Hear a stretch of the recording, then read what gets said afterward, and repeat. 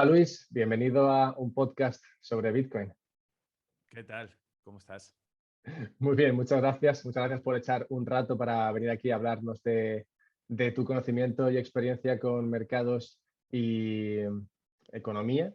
Mm. Tratemos, tratemos todos estos aspectos. Tengo un montón de preguntas que hacerte y además por tu experiencia y por todo tu trabajo que has hecho en compartir conocimiento y entrevistar a gente, he encontrado miles de cosas que preguntarte. No todas están súper relacionadas con economía y mercados. Economía y mercados va a ser, digamos, el tronco de la conversación, pero luego también me han salido unas cuantas cosas aquí que tengo apuntadas, que son temas que de alguna manera me parecen importantes, interesantes y que también te preguntaré. Genial, pues vamos allá. Espero que hayas desayunado fuerte. Estoy acostumbrado a estas charlas que van derivando en más temáticas y a mí me gusta mucho porque estudio y leo de muchas cosas, así que a ver si doy la talla. Seguro que sí, seguro que sí. Ya he visto que ya la has dado en todos los demás lugares, así que aquí seguramente no te costará. Vale, vamos a empezar con lo de inversión racional, TM o Registered, ¿no? No sé cómo llamarlo, este Sí, esa eslogan o marca, ¿no? esa marca que te has creado. Mm. Y te quería preguntar, más allá de que expliques un poco el fundamento de lo que significa la inversión racional, Ujú. ¿de dónde surgió la idea de crear una marca alrededor de inversión racional? ¿Por Mm. qué, por qué ese deseo? A ver, en un principio yo estuve trabajando para la gente que no me conozca, pues estuve trabajando en el sector financiero durante casi 10 años, primero en banca y después en brokeraje. Y en 2019 surgió la oportunidad de montar un proyecto por mi cuenta porque había, por ciertas circunstancias de la vida, el broker con el que trabajábamos pues cerró en España y nos dio la oportunidad de irnos fuera a trabajar con ellos o de tomar la decisión de irnos por nuestra cuenta, salida amistosa, etcétera. Yo elegí la segunda por el simple hecho de que estaba ya un poco limitado dentro del broker para temas formativos, etcétera. Y me tiré a la piscina y creé el proyecto de inversión racional. El tema de inversión racional yo siempre le he puesto porque quería enfocarlo en un proyecto completamente blanco, transparente, que evocara siempre al lado más racional, no al lado más intuitivo. Eh, y yo había vivido durante toda mi etapa de broker, durante tantísimos años, he visto a miles de perfiles de clientes y me he dado cuenta de que es pura impulsividad, de que los intermediarios financieros te incitaban mucho a lo que era el tema ludopatía al fin y al cabo, porque es lo que les genera más comisiones, etcétera. Y decidí crear un proyecto que fuera enfocado solo al medio largo plazo, que no estuviera financiado por ninguna entidad financiera y que se financiara exclusivamente con sus alumnos, ¿no? Y de manera lo más racional posible, intentando siempre mirar no en el cortoplacismo, sino en el largo plazo, en el compounding, etcétera. Y también yo siempre digo que creé esta marca por el lado racional, porque yo soy una persona que también muy intuitiva, muy sentimental y que tomo muchas veces las decisiones sin ser tan racional. Normalmente tenemos dos lados en el cerebro, una parte más intuitiva, otra parte más racional. Y yo lo que quería era justo evocar a que no se me olvidara nunca eso, ¿no? Por eso también yo por aquí detrás tengo a Warren Buffett mirándome todos los días, porque para que no se me olvide siempre que cuando venga la euforia, cuando venga el pánico, siempre sacar ese lado racional, planificador, ese lado en el que al fin y al cabo es lo que triunfas a medio y largo plazo.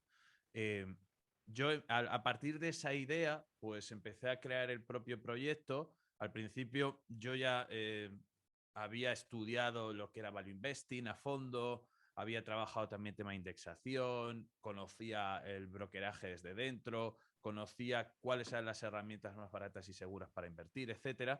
Y a partir de ahí creé todo un proyecto dentro de Inversión Racional en el que iba a intentar luchar contra la incultura financiera y en el que también fuera un proyecto que fuera sostenible, ¿no? Y por eso luego ya se creó formaciones tanto gratuitas como también la formación avanzada, que es el proyecto Pioneros, en el que, pues bueno, estoy muy contento porque yo creo que desde 2019 que lanzamos Inversión Racional han pasado ya por las formaciones miles de personas y cientos de personas en la formación más avanzada. O sea que por ahora está muy bien, crucemos los dedos y se está creando una comunidad muy buena. y por eso le pongo a todo la marca inversión racional, ¿no? Para que destacarse de lo que vemos por ahí afuera, que es siempre puro trading, cortoplacismo, no sé, como una especie de juego de la bolsa o de juego de los mercados financieros, cuando en verdad esto para nada es un juego, es una cosa muy seria y que tiene que ser una actividad paralela a lo que es tu día a día, ¿no? Y yo creo que por ahí es por donde iba orientada la idea.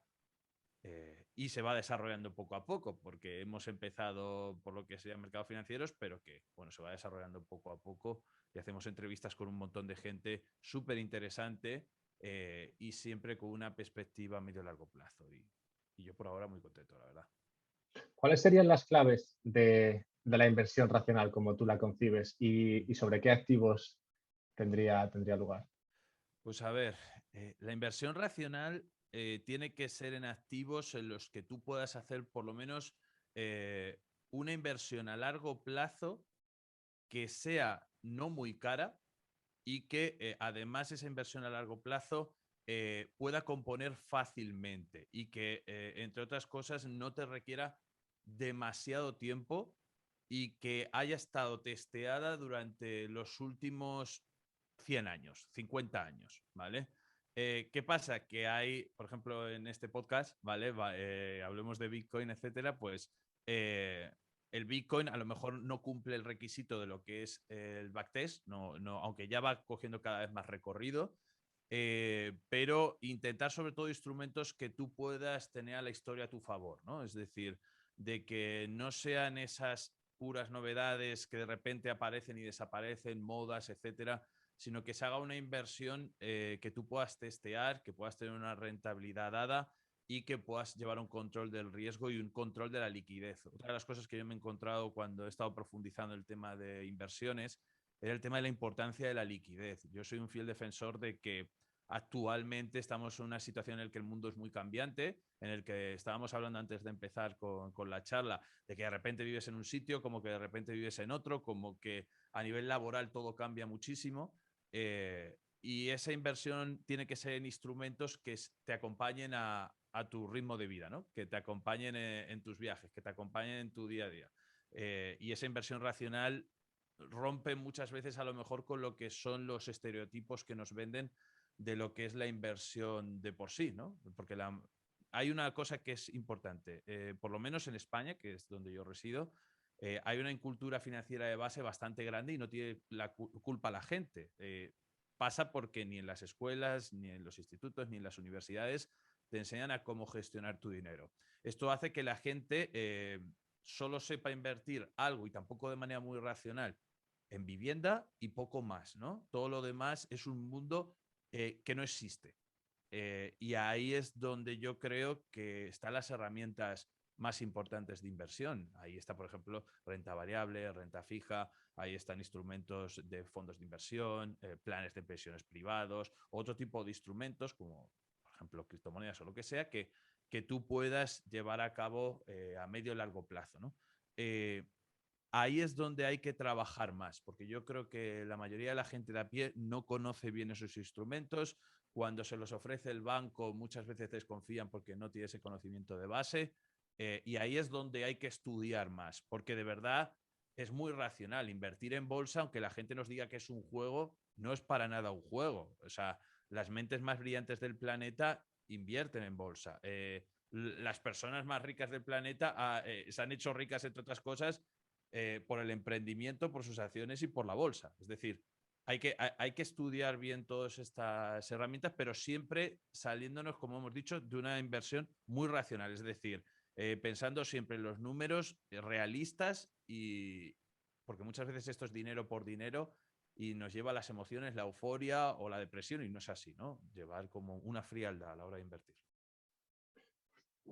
Coincido con lo que dices y me aborda una nueva pregunta y es que, claro, la mayoría de personas tienen un conocimiento bastante, como dices, flojo en cuanto a cuestiones financieras, que no es culpa suya, creo que es una cuestión de que simplemente no se hace un esfuerzo por tratar estos temas en la educación, digamos, obligatoria. Así es. Y claro, luego la gente se interesa por la bolsa, por la inversión, con la idea de ganar dinero. Es lo que nos atrae. Es el reclamo. Claro, es el reclamo. Entonces, ¿cómo lo gestionas tú? ¿Cómo lo gestionáis en tu marca?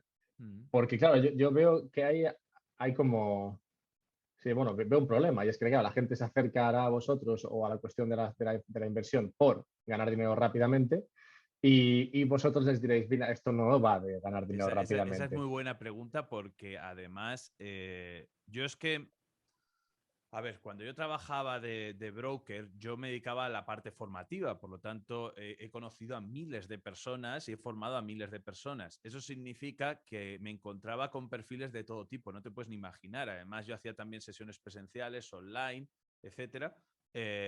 Y yo me encontraba gente de todos los estilos y de todos los pensamientos.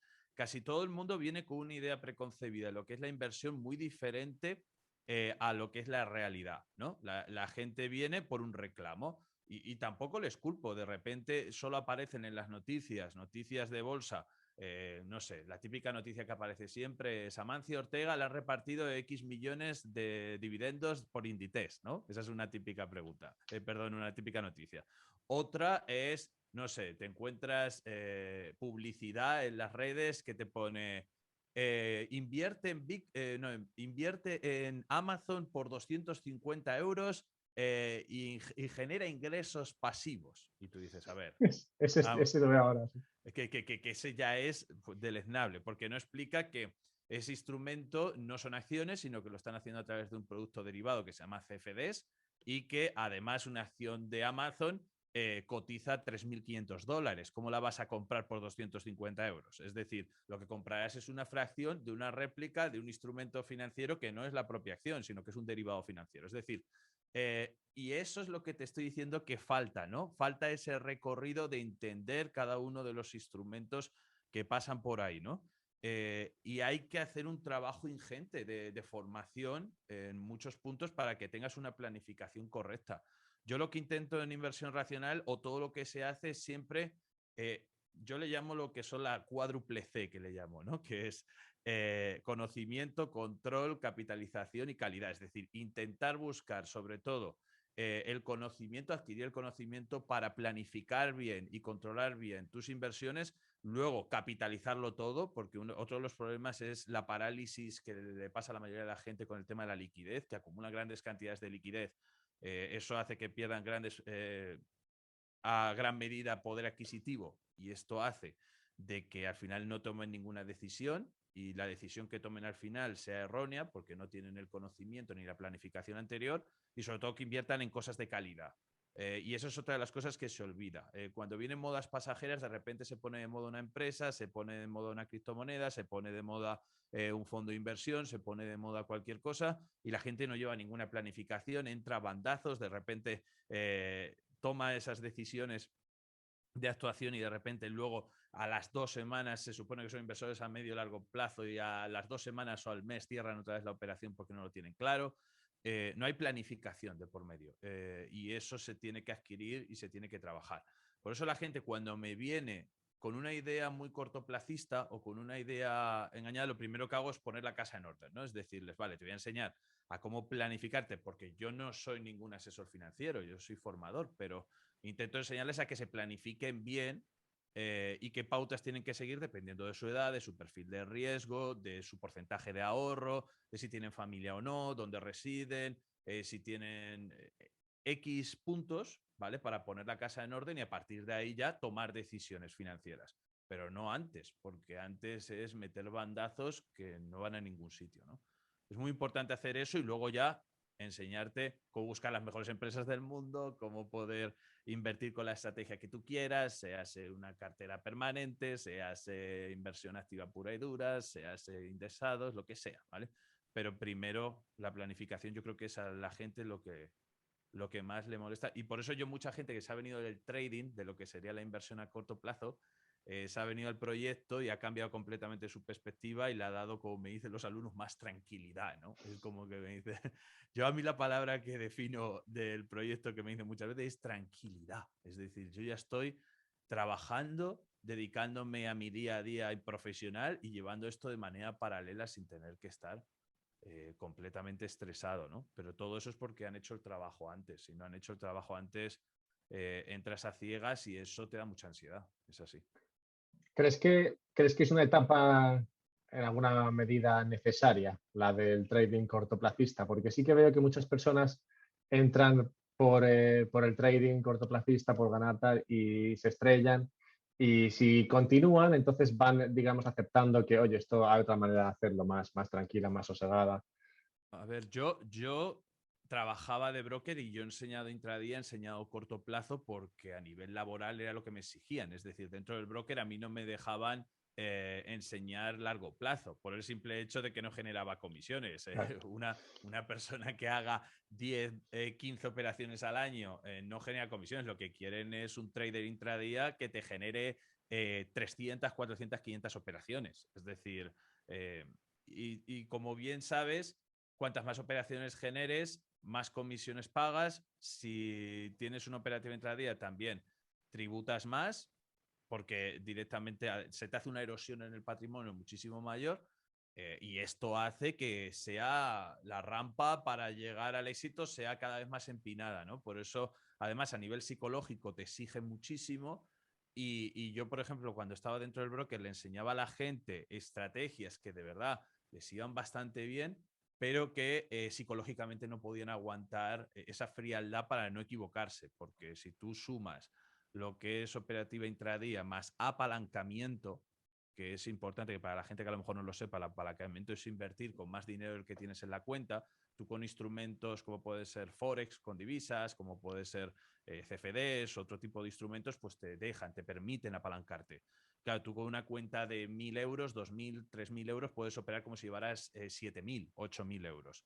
Eso hace de que si el mercado va en tu contra o te levantas ese día mal, cruzado, que nos pasa a todos, que hay un día que nos levantamos cruzados y empezamos a hacer operativa y pierdes el control, eso también me lo comentaban algunos alumnos que también viven del póker, etcétera, y me comentaban que también les pasa que de repente hay una racha en la que empiezas a tildarte, ¿no? Que empiezas a ir muy, muy, muy, muy mal y no paras, ¿no? Eso normalmente la inversión a largo plazo y con instrumentos sin apalancamiento, etcétera, puedes también tener esas equivocaciones, pero no es que dependas de un solo día, ¿no? Sino que a través de una planificación tienes muchísimas coberturas y te vas cubriendo de ciertas cosas que te pueden pasar a nivel emocional, ¿no? Y yo creo que ahí es esa gran diferencia que hay entre uno y otro, ¿no? El tema del trading es muy exigente emocionalmente y la mayoría de la gente no está preparada. Y de eso se aprovechan los brokers porque ellos siguen ganando dinero. Da Sí, igual sí. si ellos pierden o no, ¿no? Y lo que es eso, es traer una conversión. Pero no tiene por qué. Yo me he encontrado alumnos que me vienen y me dicen que nunca han tocado el trading, que venían ya con una perspectiva de medio largo plazo, leyendo el inversor inteligente, etcétera, o que la comunidad tuitera, pues a lo mejor les ha ayudado en este sentido.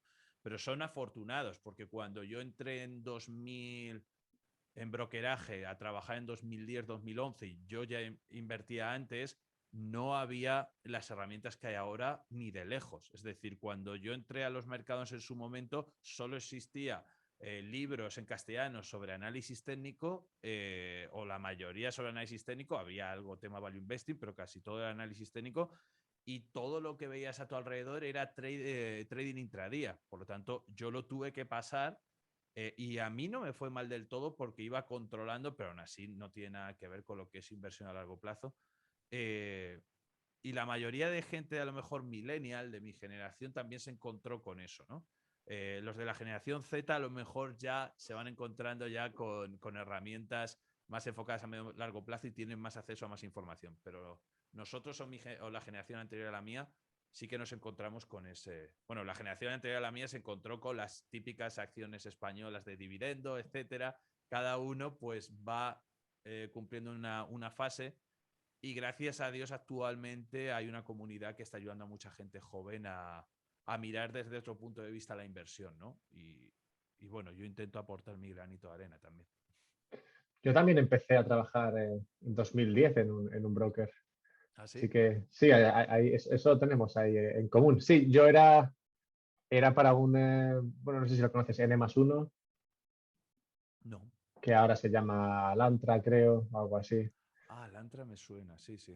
Sí, pues empecé a trabajar con ellos en 2010 hasta 2015. Solo que este sí, era un broker para cliente extranjero al que le vendíamos bolsa española. Ah, sí. Sí, ¿Y qué lo hacíais?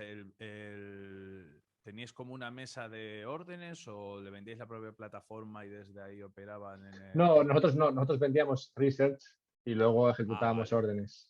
Pero Vale, sí, no era, era para cliente institucional, o sea que vale. no era Sí, sí. muy cortoplacista, ese no, ese Y miraba. le vendíais las bondades de las acciones españolas, ¿no? Sí, Y de de las los dos, equipos directivos españoles, ¿no?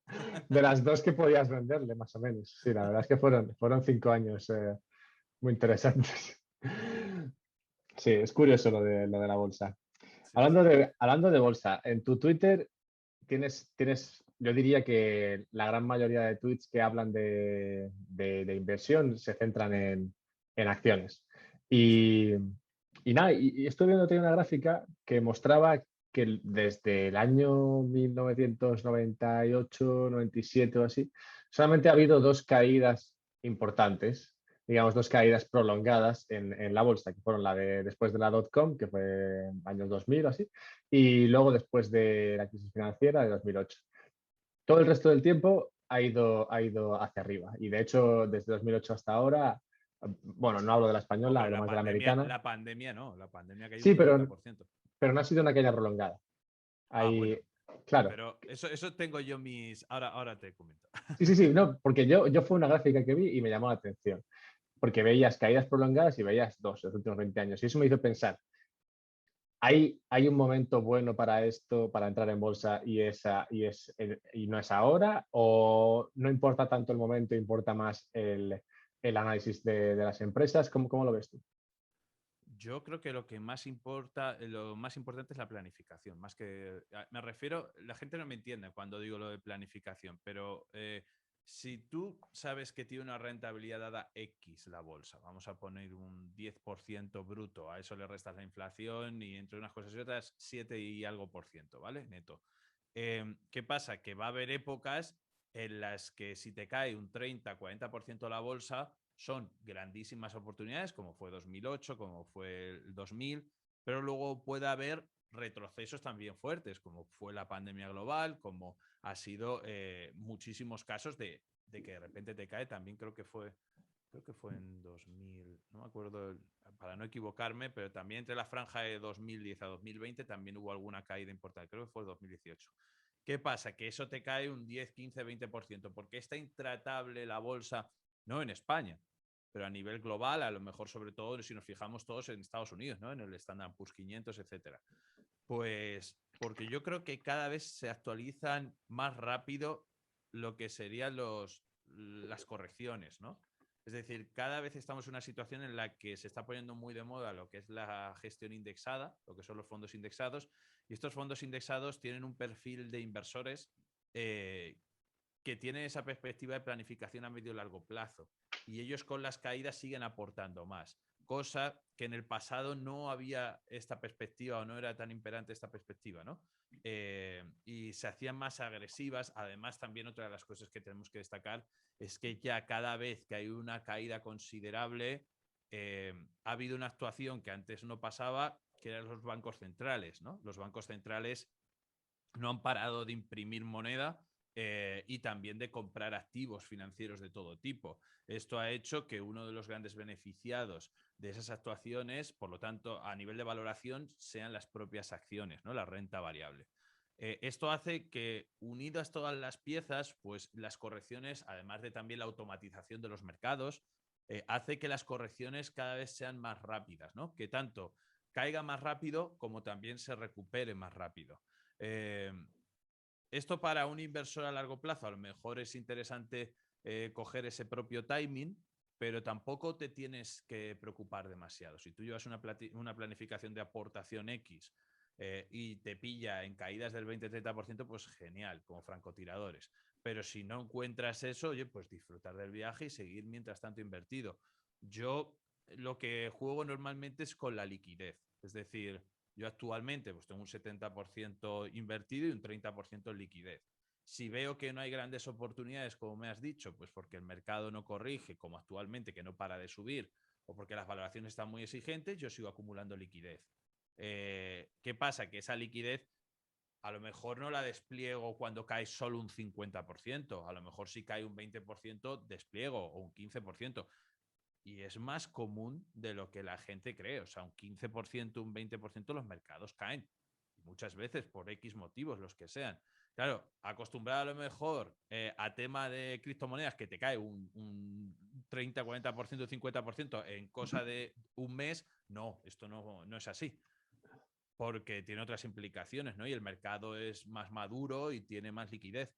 Pero claro, sí que hay oportunidades. Y ya no solo oportunidades a nivel de índices globales, ¿no? Sino que también hay oportunidades a nivel individual por empresas. Hay ciertas empresas que tú las tienes en tu radar, que son muy buenas, grandísimas empresas y que de repente empiezan a caer por, no sé, por ciertas historias que luego no compensan en nada lo que sería a nivel fundamental. Y ahí también hay ciertas oportunidades. O sea, estos meses ha pasado con casi todo el mercado subiendo y sin embargo ciertas empresas que caen por X motivos y que las puedes pillar a buenos precios, ¿no? O sea, que siempre hay oportunidades, siempre hay oportunidades. La cosa es modelar lo que sería tu plan a estar invertido y parte en liquidez y a mí lo que me da mucha rabia es que la gente cuando vienen las grandes caídas se quede sin liquidez.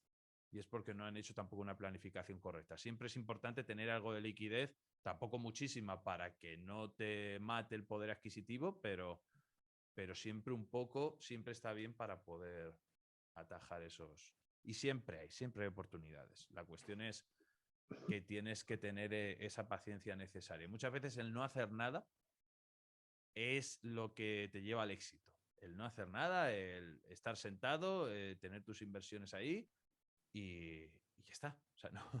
Es que la gente quiere hacer. Otra de las cosas que me has preguntado antes por el tema del trading intradía y la reconversión a lo que es medio y largo plazo. Otra de las cosas que trabajo mucho con los alumnos es justo eso. Es que tengan paciencia, ¿no? Mucha gente viene a la formación y ya de por sí ya vienen como locos para intentar ya invertir cuanto antes. Y se dan muchas veces de bruces de que a lo mejor cuando han terminado la formación teórica no tienen todavía la situación para poder invertir porque no hay buenos precios, etcétera. Y se desesperan. Pero no te tienes que desesperar, tranquilo. Si va a llegar. Si siempre llega. Siempre viene una siguiente noticia que va a ser el fin del mundo. Y si tú te metes en YouTube, buscas inversión y todo es el siguiente crash. Es increíble. Lo de YouTube solo hay carátulas con la gente haciendo así y con flechas hacia abajo de clickbait y diciendo que va a caer los mercados un 50%. Siempre hay alguien que te lo dirá. El, el miedo vende, el miedo vende. ¿Cómo trabajar la cuestión de la liquidez? Porque, claro, lo has comentado, me parece muy importante y es muy complicado, porque en mi experiencia lo que pasa es que según va subiendo el mercado, la gente se va calentando, va metiendo más dinero y luego cuando cae es cuando justo están 100% invertidos o 120% invertidos incluso. Y claro, cae y tienes cero capacidad de comprar la caída. Hombre, ya has comentado el tema de la paciencia, ¿no? Que viene un poco a ser esto, pero ¿hay formas de trabajar esto en tu experiencia? Viviendo más correcciones. cuando tú te pasa eso la primera vez, la segunda ya no te pasa. yo creo que una de las claves es esa. Cuando ya has vivido varias correcciones, ya piensas que tienes que dejar siempre algo. Pero por ejemplo, en otra entrevista que me hicieron hace poco, me preguntaban que qué hacía yo con la liquidez. Yo actualmente con la liquidez la tengo en cuenta bancaria porque yo tengo también mi parte de emprendimiento y yo junto, al ser actualmente autónomo, yo junto lo que serían mis gastos o mi patrimonio personal con lo que sería mi patrimonio a nivel empresarial, ¿no? Es decir, ahora mismo están entremezclados, en el futuro Dios dirá, no lo sé, a lo mejor ya se aparta de lo que sería a nivel empresarial por un lado y a nivel personal por otro, pero por ahora están juntos en esta etapa más temprana de la empresa, ¿no? ¿Y qué pasa? Que yo necesito también tener esa liquidez a nivel personal y profesional, ¿no? Para que si viene cualquier maldada, y también le digo a todo el mundo que al menos tenga 6 meses de sustento vital, ¿no? En liquidez, porque eso te da una seguridad de que duermes un poco más tranquila o tranquilo. Es súper importante que tengas ese colchón y a partir de ahí, pues eso, vas aumentándolo. Pero esa gestión de la liquidez, mucha gente me dice, oye, ¿por qué no lo dejas en un depósito? no lo dejas invertido en oro, no lo dejas invertido en Bitcoin, no lo dejas invertido en otro tipo de instrumento? Pues porque yo lo que me gusta de esa liquidez es la inmediatez. Es que de repente yo eso lo puedo mover, lo que te he dicho antes, súper flexible, súper rápido, para que cuando viene la situación dada que normalmente no se espera en los mercados, que de repente empieza a ir todo mal, mal, mal y va súper rápido, pues que tengas esa oportunidad para soltarlas. Es como estar como un francotirador, ¿no? Estar como un sniper, estar con el arma ya apuntando y casi con el dedo en el gatillo, ¿no? Pero bueno, por eso me gusta esa inmediatez. También tengo que comentar que es por mi perfil de edad. Es decir, yo al estar en la treintena, yo puedo soportar ciertas caídas. Eso no es recomendable para gente que a lo mejor está cerca de la jubilación. Los que están cerca de la jubilación, pues a lo mejor se les tiene que enseñar cómo hacer ciertas armas para rebajar los drawdowns, y para protegerse ante esas caídas tan bestias que puede tener el mercado en un momento dado y que no les pille ya en su etapa de jubilación en la que ya no pueden ahorrar más porque no van a trabajar. Eh, la gestión de la liquidez es todo un mundo, ¿no? Pero yo me he acostumbrado y estoy muy cómodo casi siempre aumentando liquidez poco a poco, y las etapas a lo mejor que he aguantado mucho, por ejemplo, antes del coronavirus yo tuve la suerte de que los mercados no paraban de subir y que yo iba acumulando liquidez, y ahí me pilló con liquidez, estaba 60% invertido, 40% en liquidez. Claro, cuando cayeron los mercados, un 30, 30 y algo por ciento, había ciertas empresas que estaban a unos precios irrisorios. Y ahí es donde metí otra vez. Llevamos un año y algo subiendo muchísimo los mercados, pues otra vez he ido acumulando liquidez porque ya poco a poco las oportunidades cada vez se vuelven más exigentes, y vendrá. No sé si vendrá como un coronavirus, pero vendrá algunas dudas, alguna corrección otra vez y vas dando, ¿no? Vas dando pequeños pasos y yo creo que esto unido a que el mercado cada vez es más eficiente y corrige más rápido, si estás en un mercado líquido y de calidad. Si estás en empresas que es un auténtico desastre, o en un mercado que no hay seguridad jurídica, o en un país que es un desastre, ahí sí que no te vas a recuperar. Pero bueno, hay que elegir también dónde invertir.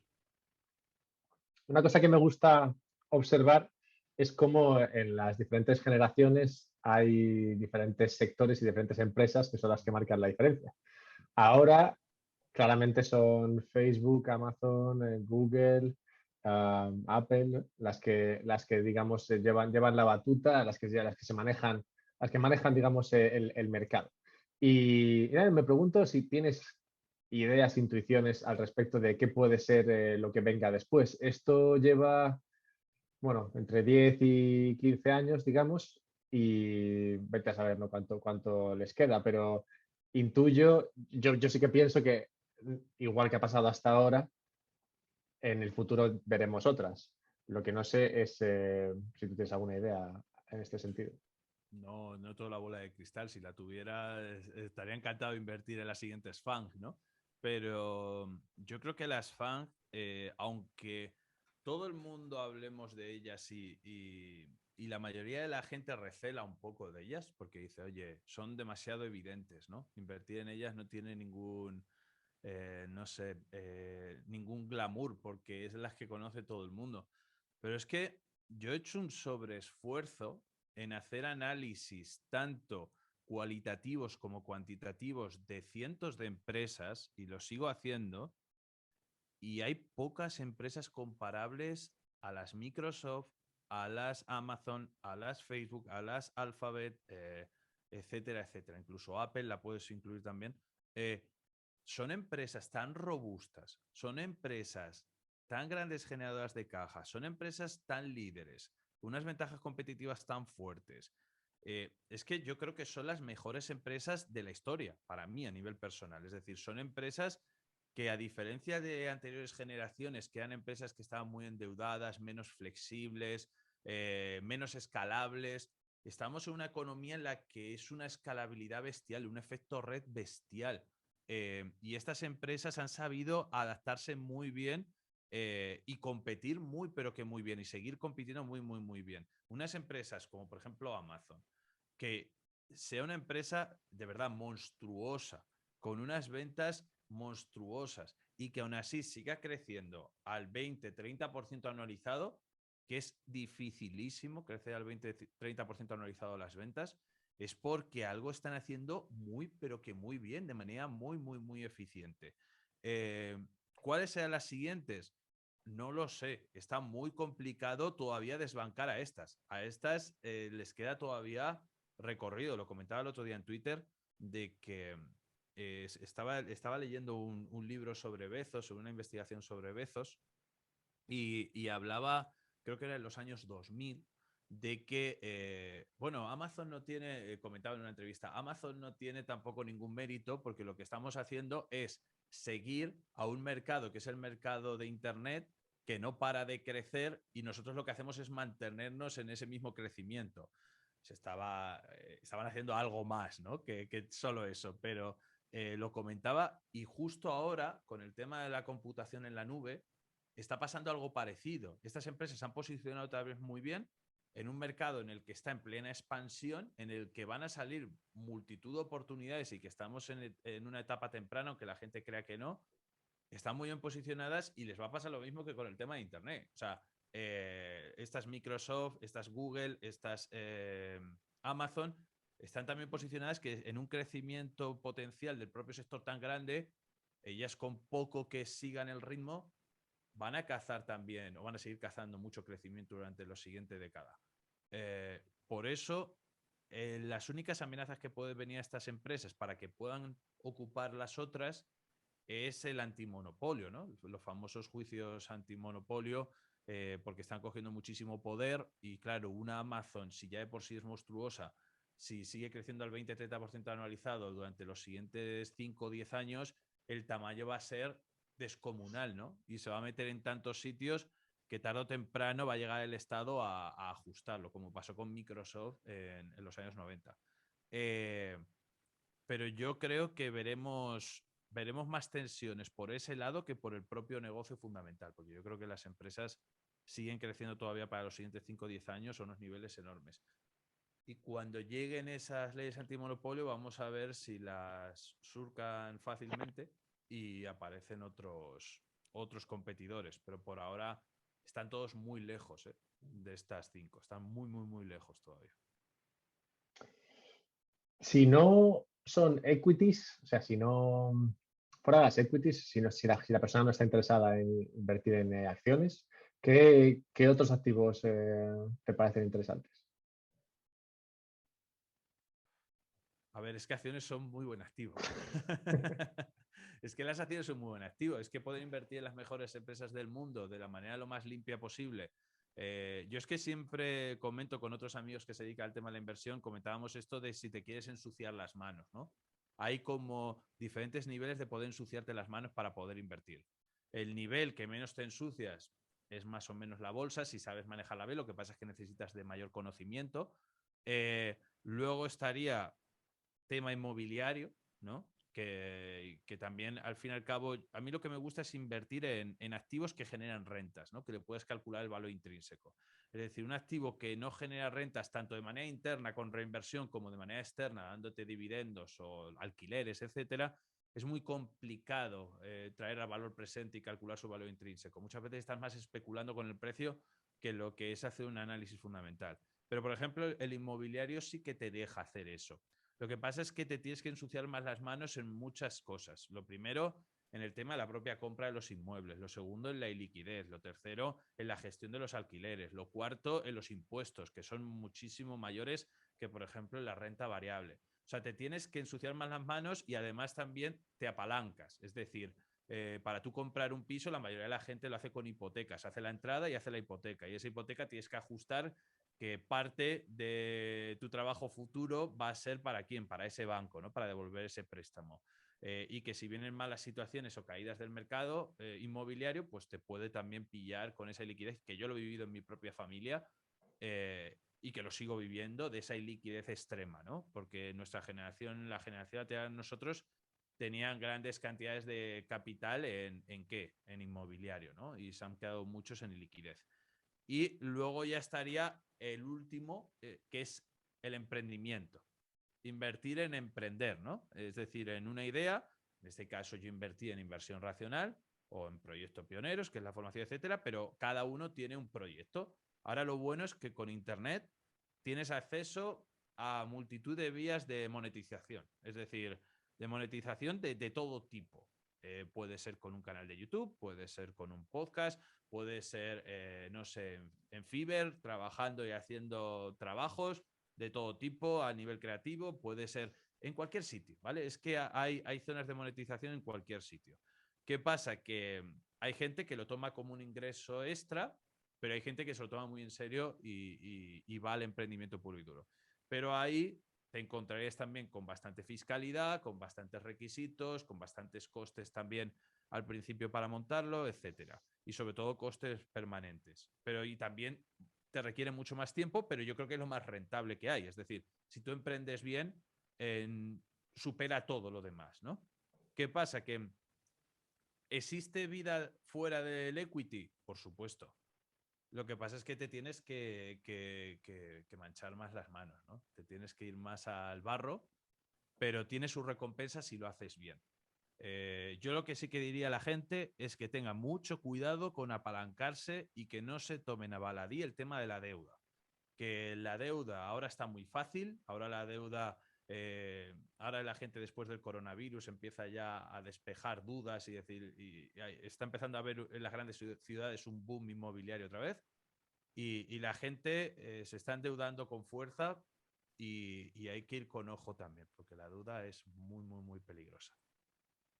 Sí, esto que dices lo traté yo en un vídeo una vez en el cual exploraba las diferentes maneras por las cuales podías llegar a crear un capital importante, no sé si eran 100.000 o medio millón, no sé lo que decía. Y claro, y exploraba así las diferentes formas, por medio del trabajo, por medio Y del emprendimiento, emprendimiento. por medio de... Y sí, pero Está claro. claro, por emprendimiento, pero lo que tú dices, emprendimiento te podía llevar ahí, pero iba a costar más. Mientras que a través de la inversión, A nivel digital digamos, no cuesta tanto. O sea, la gente a lo mejor a nivel digital, una de las grandes ventajas que tiene esta nueva era que estamos viviendo es el tema que a nivel digital es mucho más rápido si tienes una buena idea. La cuestión es tener la buena idea, ¿no? Pero sí, si tienes una buena idea es mucho más rápido que hacerlo a nivel físico, a nivel tangible. Necesitas menos empleados, sí, más margen, sí. más margen, puedes subcontratar más, puedes trabajar con grandes expertos de todo el mundo sin tener que estar físicamente. Claro, el mundo digital te da muchas oportunidades, pero también hay una competencia atroz, ¿no? Porque todo el mundo puede acceder al mercado digital, cosa que a nivel físico había más carencias, necesitabas una financiación inicial mayor, pero si lo haces bien, yo creo que el método más rápido para poder llegar a tus objetivos económicos es un buen emprendimiento.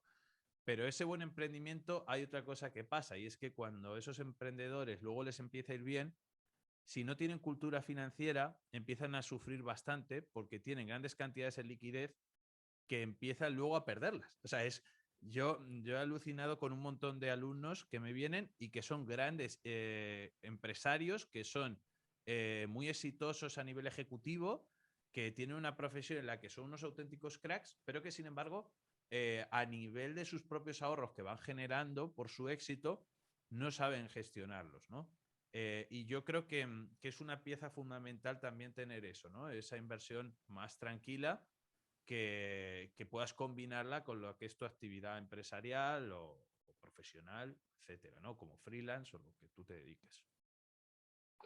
Hace poco hiciste o participaste en una masterclass sobre inversión en arte Sí. y otros activos no fungibles y escasos. ¿Qué nos puedes decir de la inversión en arte? Ahora entramos también en NFTs. Pues, a ver, yo aprendí. O sea, yo en la masterclass, yo estaba como tú, preguntando nada más, ¿eh? Porque yo traje a un experto como es Xavier Olivella, que ha montado su primer fondo de inversión en arte. Ya tienen una cierta limitación ellos, que era el tema de que la CNMV solo les deja que el patrimonio mínimo para poder invertir en el fondo de los partícipes sea de 100.000 euros. O sea, yo creo que todo el mundo sabe que hay una entrada en el mundo del arte que es el tema del patrimonio mínimo, ¿no? Que tú necesitas para poder invertir.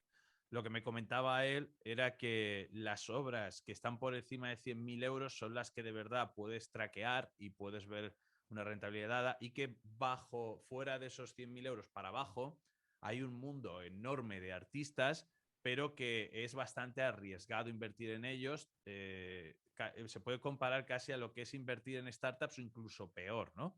¿Por qué? Pues porque es un mercado muy cerrado, que está dominado por lo que serían las galerías, que está dominado por esos cuellos de botella que pasan siempre por el mismo filtro.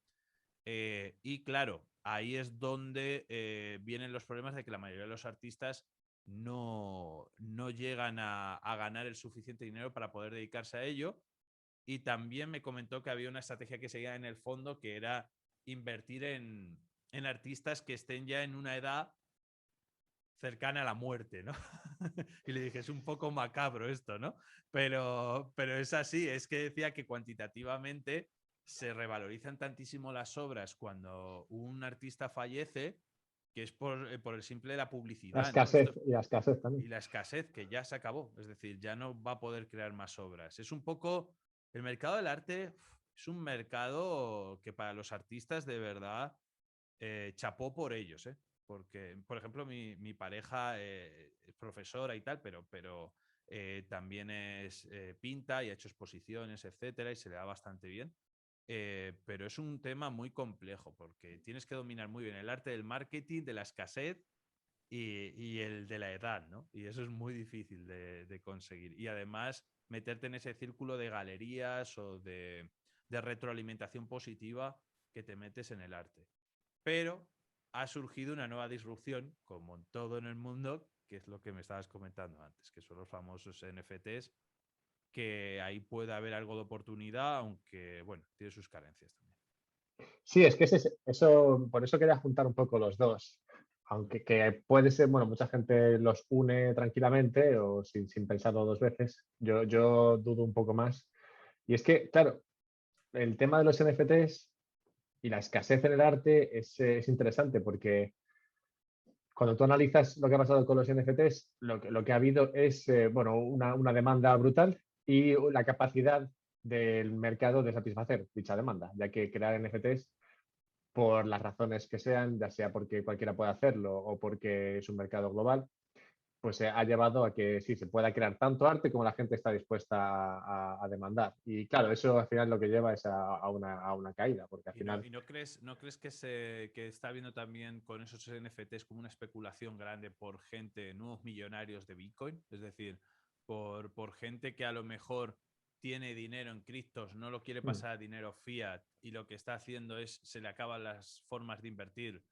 Porque si con Bitcoin pudiera comprar acciones de Amazon, muchos de ellos a lo mejor comprarían acciones de Amazon en vez de comprar NFTs, ¿no? Sí, Claro, yo creo que también es una retroalimentación ahí de dinero que muchos grandes patrimonios que lo han hecho a través de criptos no tienen pocas alternativas de pasarlo a otro lado, ¿no? Y ahí sí. es donde... En 2017 ya se vio, 2017 fue cuando nacieron muchos de estos proyectos de NFTs, que ahora están triunfando, pero sí que llegaron tarde, digamos que sí, lo pasa un poco lo de siempre. Bitcoin sube, arrastra un poco todo lo demás y los NFTs fueron lo último que arrastraron en esa última subida de 2017, 18, 17. Y, y en este nuevo mercado alcista los NFTs se han subido antes o han subido más rápido que la última vez. Y sí, un poco también al principio por esto, porque claro, la gente se enriquece mucho con Bitcoin y entonces empieza a diversificar y hemos visto que pasaba de Bitcoin a las DeFi, de DeFi a los NFTs, de NFTs lo ha hecho Ethereum y luego, bueno, luego ha caído todo un poco. Entonces, sí, esto es una dinámica que ocurre un poco por lo que dices, porque la gente no está dispuesta a sacar su dinero de cripto, entonces lo que hace es que diversifica dentro de cripto. Y sí, eso claramente ha empujado esto.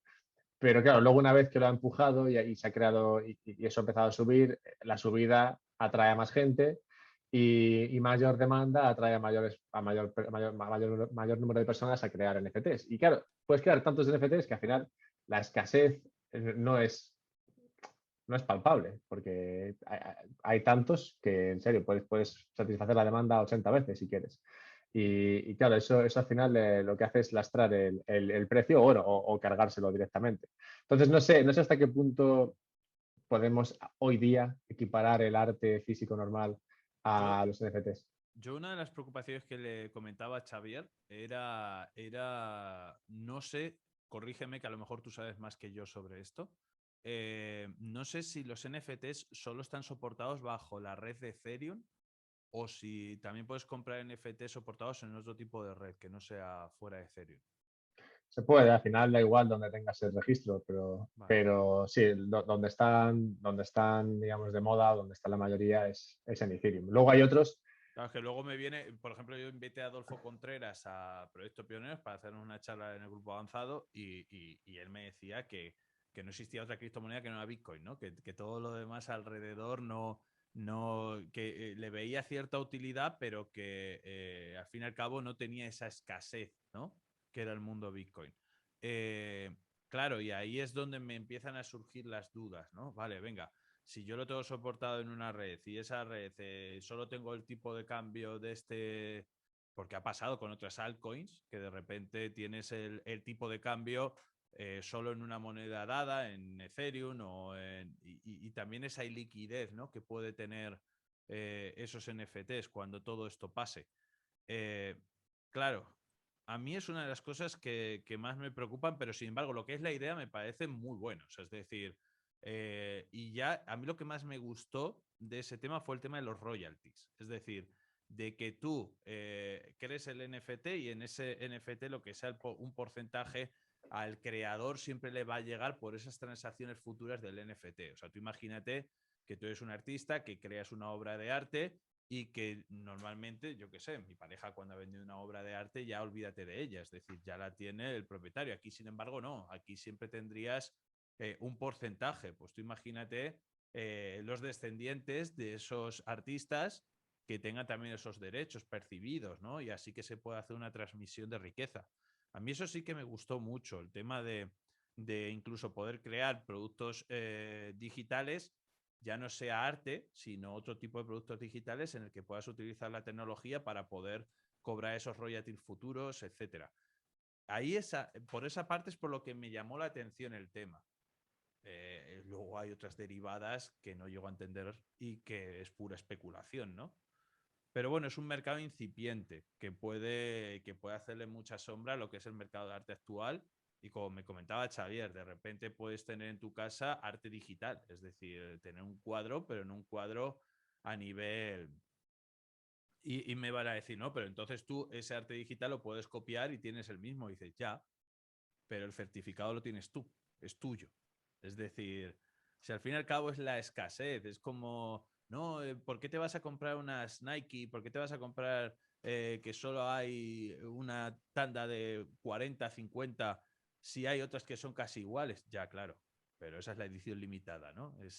Siempre va a destacar algo escaso. La cuestión es como dices tú, si empiezas a sacar a cholón un montón de NFTs de todo tipo, pues ahí es donde habrá que filtrarse que de verdad merece la pena y que no.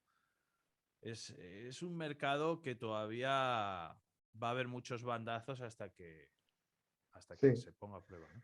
sí, pero el hecho de que haya habido esta demanda, el hecho de que haya habido esta burbuja, digamos que, como dice Pola Vieja, las burbujas siempre, digamos que son buenas en el sentido de que lo que hacen es avanzar o darte pistas de por dónde va a venir el futuro. Hubo una burbuja con los ferrocarriles antes de que los ferrocarriles se hicieran el modelo estándar y con tantas otras cosas. Ahora ha habido una burbuja con esto y claramente aún está verde. Hay cosas como que puedes tener, hay cosas que son un poco raras, porque claro, puedes tener un registro y lo puedes tener en Ethereum, pero luego el registro te lleva a un enlace que es donde está la imagen, que está en un servidor. Si luego ese servidor desaparece, pues tú tienes una firma, pero no tienes un activo. Y una Yo, serie yo, de yo cosas. siempre he sido, yo siempre he sido de tema Bitcoin o de cualquier cosa relacionada con criptos. He sido muy precavido porque lo conozco bastante bien a nivel intermedio financiero, lo conozco también bien porque viví todo el boom de 2017-2018, que muchos que se han incorporado ahora nuevos al mundo cripto no han vivido las caídas del 90% en altcoins de esa época, ¿vale? O al revés, que yo estoy viviendo de invertir en ciertas altcoins y a los 2, 3 días había hecho un 1000%. O sea, verdaderas burradas sin sentido que lo que estábamos era jugueteando, no estábamos invirtiendo, estábamos ahí especulando puro y duro para pasárnoslo bien.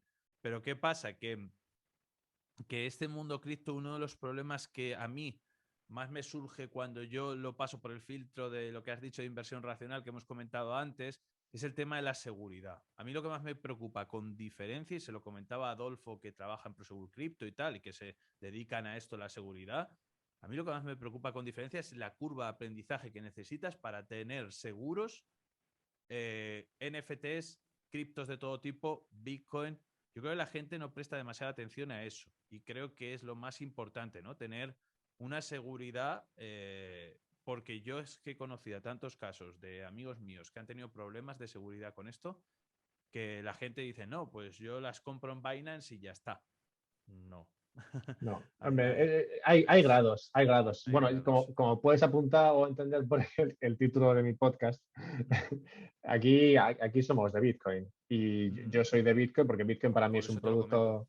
es un producto terminado, mientras que lo demás son experimentos. Es verdad que como yo vengo de finanzas, un poco como tú, se me da bien entender qué es lo que hay más allá. Por ejemplo, se me da bien entender todo lo de las DeFi, se me da bien entender todos los NFTs. Y como Bitcoin, ya te digo, es un producto terminado, bueno, pues me intereso por estos otros conceptos que los veo interesantes, pero que son experimentos, que habrá que ver qué acaba pasando con todos Si al ellos. final yo lo que me... Esto es la seguridad. O sea, es decir, que la gente cuando haga algo que lo haga con la mayor seguridad posible. Es decir, porque la gente ahora mismo está acostumbrada en el mundo cripto a invertir cantidades pequeñas. Y cantidades pequeñas, pues te da igual, estás especulando y ya está. Sí, ¿Vale? normal. Pero la cosa es cuando se pone seria, en mi caso. Yo en mi caso, cuando ya digo, vale, voy a invertir seriamente, no son 1.000 euros, o sea, ya son cantidades más considerables. Y a partir de ahí, tú tienes que decir, oye, hay una curva de aprendizaje que la gente yo creo que no hace y que debería de hacer y que tú habrás hecho seguro, que es, oye, vamos, ¿cómo tengo esto seguro? Ya no solo comprender el mundo cripto, sino, oye, ¿cómo tenemos esto seguro? Porque, vale, si me estás diciendo que Bitcoin va a llegar a 1.000.000, vale, pues si llega a 1.000.000, vas a tener un problema bastante grave si no has hecho tu trabajo antes de decir, oye, en esa seguridad, porque no es lo mismo tener en un exchange 1.000 euros que tener en un exchange 1.000.000. Es Sí, decir, yo lo que he ido hay que viendo, tener una custodia en orden, hay sí, que trabajar bien eso, ¿no? yo lo que he Y ido con los viendo es NFTs igual. igual. Yo lo que he ido viendo es que y bueno, y es un poco lo que recomiendo a la gente, ¿no? Que al final que metan un poco y eso les va a incitar y les va a empujar a aprender más. Al final un poco como en la bolsa también, ¿no? Métete con un poco y así empiezas a aprender y el estar invertido siempre te empuja a dedicar más trabajo.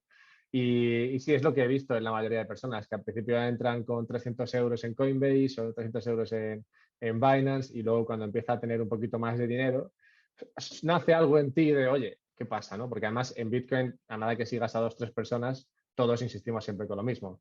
No tengas tu dinero en las bolsas, no lo tengas ahí y tal, porque ahí estás seguro, entre comillas, porque al final dependes de una tercera parte que puede ser hackeado o que puede ser controlada y tú al final, como disfrutas en realidad de las ventajas que te ofrece Bitcoin, es si tú lo tienes en tu propio monedero. Entonces, bueno, poco a poco van creando mayor seguridad. Al principio eso lo tienen un exchange, luego lo pasan a un monedero que puede ser en el móvil, un monedero Exodus o en el desktop o en tu portátil. Y luego ya, bueno, pues venga, me hago con un ledger y luego si quieres, pues pasas a un multifirma, el cual tienes dos o tres firmas y con esas dos o tres firmas tienes ahí tu monedero y hace falta las dos o tres para poder firmar.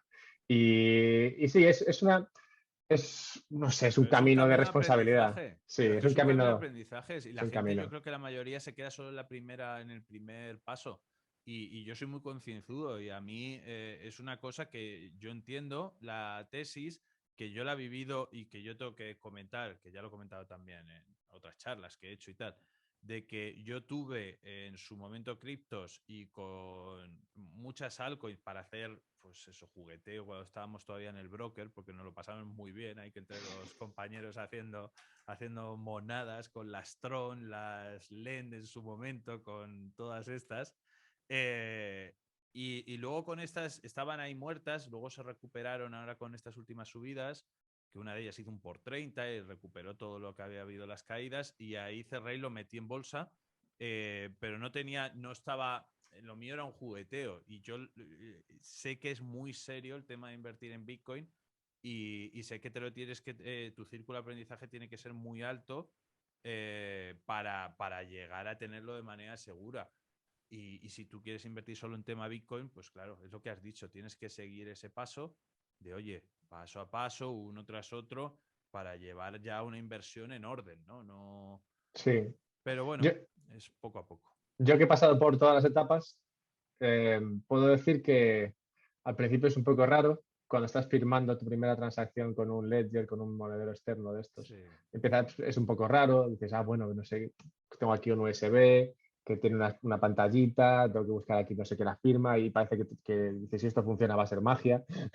Y bueno, la primera vez que haces así parece un poco raro, ahora tengo multifirma que son varios y ya estás tranquilo con eso, pero sí es más natural de lo que puede parecer de primeras, que de primeras puede parecer como un camino insalvable o muy complejo. En realidad luego, como todo, ¿no? Te acostumbras, pero sí, es verdad que no es como tener tu dinero en un broker y conectado a la cuenta de tu banco.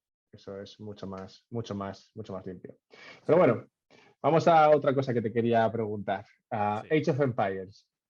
El otro día, Joder, el, qué vicio tengo, macho. O sea, el otro, ha el otro entrado, día ha entrado en mi vida otra vez y no puedo, no puedo con él. Ha entrado en mi vida otra vez y son horas muertas, ¿eh? Pero bueno, me está viniendo bien, ¿eh? Para desconectar mi mente, que va muy rápido. Muchas gracias. Age of Empires 2, sí, y te quería preguntar, a mí me pasa un poco parecido. Bueno, yo no juego, pero desde la pandemia me enganché a ver, cuando desayuno y tal, me pongo una partida de StarCraft 2, de estos, pero de profesionales. Sí. Entonces yo me pongo una partida y tal y la veo.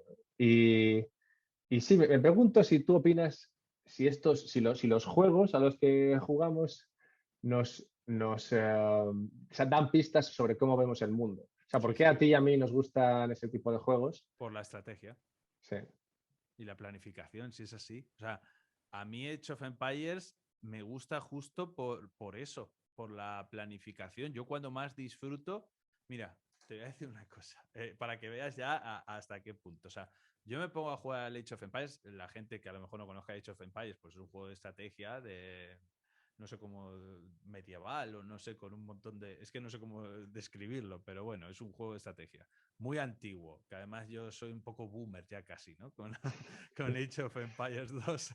somos de la misma quinta, tú y yo. O sea, Pero no, lo descubrí, lo puse el otro día en Twitter y no sabía la de gente. O sea, que yo dije, bueno, pues voy a publicarla así a modo anecdótico, pero se volvió el tweet, un montón de gente escribiéndome que también jugaba y yo digo, madre mía, qué cantidad de boomers estamos aquí.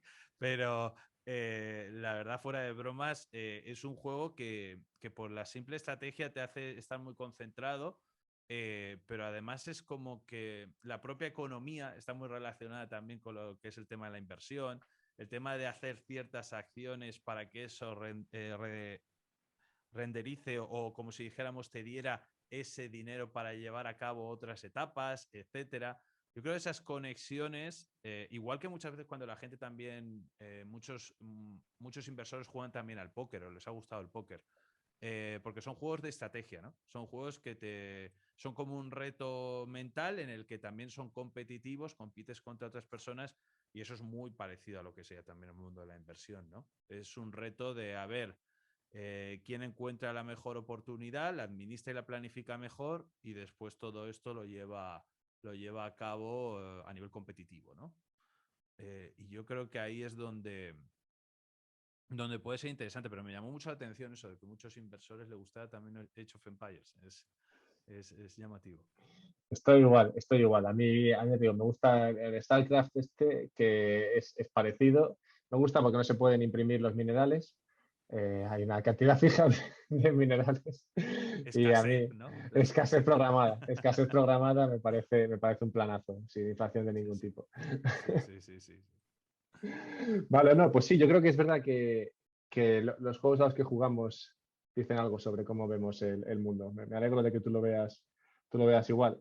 Sí, sí. Quería preguntarte por una frase que creo que la dice el señor este que tienes en la pared, Mm, que era la de comprar commodities y vender marcas. mm. ¿Puedes expandir un poco esa frase? No, es muy sencilla. Es decir, tú triunfas cuando triunfa tu marca, normalmente. Es decir, un commodity, para la gente que no lo entienda, un commodity es un bien, un producto básico, ¿no? Un producto básico, una materia prima, etcétera. Tú esa materia prima no tiene diferenciación. Y al no tener diferenciación, tú no puedes hacer un pricing power, que se le llama, es decir, una subida de precios prolongada, porque es un material básico que es replicable en cualquier parte del mundo. Otra cosa es que sea exclusivo por lo que has dicho de la escasez, ¿no? De que ese material esté en una zona concreta y que sea escaso. Y por lo tanto eso puede subir el precio porque hay más demanda que oferta de ese bien. Pero fuera de eso, hay otra alternativa, que es la que comenta Buffett, que es adquiere un producto básico, júntalo con otros productos básicos, crea un producto semiterminado, terminado y dale una marca, ¿no? Eso consigues que haya el pricing power, eso consigues que esa marca pueda ir renovando lo que es el precio, subiendo el precio continuamente y se pueda adaptar a lo que sería la inflación o incluso que subas el precio por encima de inflación, que es la clave. Por lo tanto, tú vas a tener rentabilidad continua con la misma producción. Es decir, uno de los problemas que le pasa a la mayoría de las empresas es que se comoditizan, de que los productos no se diferencian de otros y por lo tanto no genera ese pricing power y por lo tanto la rentabilidad cae. Y las reinversiones no son productivas. Sin embargo, si tú tienes una empresa, como le gustan, por ejemplo, a Buffett, de poco intensivas en capital, que tengan un producto estrella con una gran marca y que solo a través de commodities lo pueden diferenciar y crear un producto estrella, como Swiss Candies, por ejemplo, que es su empresa de bombones, que lo comentan ellos siempre, de que el pricing power fue brutal y tampoco es que han expandido muchas tiendas de la bombonería de esta empresa, sino que están en la misma zona local. Lo que pasa es que han ido actualizando los precios de sus productos más rápido que la inflación. Por lo tanto, es una empresa que ha sido mega rentable para ellos desde que invirtieron. Y Coca-Cola es otro ejemplo. O sea, Coca-Cola lo que estás es juntando varias commodities para crear un producto que es Coca-Cola, que se actualiza por encima de la inflación y que lo vendes como una marca y eso hace mil millonarios, ¿no? A sus creadores. Y la gente muchas veces lo menosprecia, pero es la esencia de todo, ¿no? Crear una marca diferenciada con commodities básicas. ¿Has Eso es lo que... pensado si es aplicable esto de alguna manera a la marca de inversión racional? La marca de inversión racional, lo que pasa es que, claro, son productos básicos, es complicado, porque a nivel servicios, no, a lo mejor el tema de la actualización, sí, en verdad, es que ahora que lo estoy pensando, sí que se puede hacer, sí. Al fin y al cabo, la diferenciación, ¿no? O sea, es decir, cuando tú estás creando una marca, esa marca tiene una diferenciación y por lo tanto esa diferenciación, también, por ejemplo, la autoridad personal. Es decir, la marca personal, ¿por qué ahora está tan de moda el tema de la marca personal? Pues porque adquiere más engagement por parte del público, pero además esa marca personal te permite vender servicios a lo mejor incluso con un plus de rentabilidad mayor que tu competencia o atraer a un público mayor. Yo creo que sí. O sea, el tema, lo que pasa es que, y tú dices el producto commodity, lo único malo es que muchas veces el tema de la marca también es por los servicios que ofrezcas, ¿no? Y los servicios que ofrezcas tienen un conocimiento y ese conocimiento no es commodity, ese conocimiento tú lo vas reactualizando, ¿no? Y vas reacondicionando. Eh, el tema de la marca sí que lo puedes utilizar en ese sentido, pero el conocimiento no es commodity, el conocimiento es maleable, ¿no? Bueno, o sea, hay un híbrido. Has comentado un poquito el tema de la inflación. ¿Qué opinas de la inflación últimamente? A ver, tengo a gente que están preocupadísimos por el tema de la inflación y luego hay gente que están más calmados con el tema de la inflación. Sé que a los que os gusta Bitcoin estáis Muy tensos, preocupadísimos. preocupadísimos, ¿no? Y la gente que le gusta invertir en oro también, ¿no? Parece que vamos a... Y luego hay otro punto de vista más calmado, ¿no? De gente que sí, que hay inflación, pero que bueno, que se sostiene por ciertos motivos, etcétera. Yo no soy ni de un extremo ni de otro. Yo no soy de los que me voy a meter en un búnker, ni de los que estoy haciendo aprovisionamiento por la Guerra Mundial Z aquí. Eh, soy de una persona que intento ver los dos lados de la moneda. Sé que va a haber una inflación por esta impresión monetaria que hay, desmedida, pero yo no tiendo a irme a los extremos, porque si tiendes a irte a los extremos, normalmente no vas a acertar. Es decir, la realidad siempre es una medianía de todo. Eh, y yo la gente que lleva desde muchos años promulgando no invertir en renta variable, no invertir en renta fija e invertir solo exclusivamente en oro, pues tampoco le está dando un resultado abismal. O la gente que yo siempre con cabeza, la inflación puede subir, claro, que la inflación, el IPC no mide de verdad la inflación real, también. Que la situación está haciendo que algunos activos financieros, sus valoraciones estén yendo a las nubes, eh, también. Que el mercado inmobiliario se está recalentando otra vez en las grandes ciudades porque la gente prevé que pueda haber inflación y que su dinero no vale nada y que por lo tanto van a invertirlo en bienes reales, también. Pero que esto ha pasado muchas veces. Es decir, que no es una cosa que se salga de la media, que ha pasado muchas veces. Lo de la impresión de la moneda es lo único nuevo en la ecuación, ¿no? Que ese dinero, pero otra de las cosas que hay que tener en cuenta es que, por ejemplo, en Japón eh, llevan con una crisis 20 años, llevan imprimiendo dinero 20 años eh, y tampoco tienen hiperinflaciones. ¿Por qué? Pues por el tema del atesoramiento. Es decir, aquí los bancos centrales tienen una oferta y tienen una demanda, ¿no? De ese dinero. Ellos ofertan ese dinero y los agentes tienen esa demanda de ese dinero. ¿Qué pasa? Que ese dinero, ahora mismo actualmente lo que está pasando es que se está atesorando. Eso significa que toda la oferta monetaria la está absorbiendo gran parte del atesoramiento de ese dinero. La gente se pregunta qué pasará cuando ese atesoramiento empieza a reducirse, la gente pierda el miedo y empieza a invertir en activos reales. Ahí es donde se producirá lo que es la inflación, ya sea de salarios, ya sea también de commodities, como hemos hablado antes, y ya sea en la propia economía, en todo, ¿vale? Pero claro, ¿hasta qué punto la gente ve una perspectiva tranquilizadora de medio largo plazo en los países donde residimos? O sea, actualmente tú le preguntas a cualquier europeo y ve el futuro a 5 o 10 años vista con buenos ojos. Ese es uno de las ecuaciones que la gente no tiene en cuenta. Es decir, la mayoría de la gente que le preguntes no ve con buena perspectiva los 5 o 10 años y la mayoría de los empresarios que tú preguntes no ven con gran perspectiva el tema de endeudarse fuerte para comprar maquinaria para seguir produciendo para los siguientes 5 o 10 años. A gran diferencia, eso, por ejemplo, cuando ha habido tensiones inflacionarias, ese era uno de los papeles fundamentales de que los empresarios estaban invirtiendo en maquinaria, invirtiendo en commodities, invirtiendo en salarios. ¿Por qué? Porque creían que iba a haber un crecimiento mayor en los siguientes años, etcétera. Yo creo que se está juntando, por un lado, un choque de oferta monetaria, por otro lado, un choque de rebajar a través de atesoramiento y de incertidumbre empresarial y de poco crecimiento esperado, ¿no? Sí, la velocidad del dinero está en mínimos.